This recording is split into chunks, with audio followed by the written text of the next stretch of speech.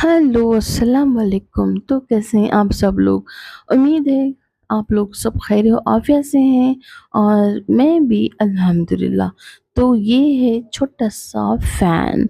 सोच रही थी मैं पैक खोल रही थी तो मैं सोची क्यों ना आपसे मैं ये एक छोटा-सा व्लॉग बनाऊँ और आपसे मैं शेयर कर दूँ।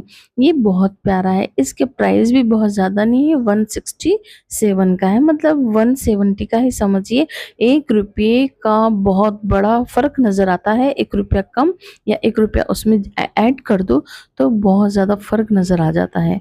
अगर अभी तक आप नए हैं तो लाइक, शेयर, सब्सक्राइब ज़रूर कीजिए, कमेंट कीजिए ताकि मेरी हर आने वाली वीडियो आप तक सबसे पहले पहुँचे।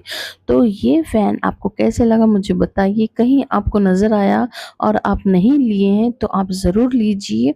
गर्मी में इसका फ़ायदा उठाइए। अभी तो गर्मी का सीज़न नहीं है, लेकिन ये क गर्मियों में पर्स में रखने के लिए बहुत काम आएगा। तो मिलती हूँ फिर एक नए व्लॉग के साथ, तब तक अल्लाह हाफ़िज़, अपना ख़्याल रखिए।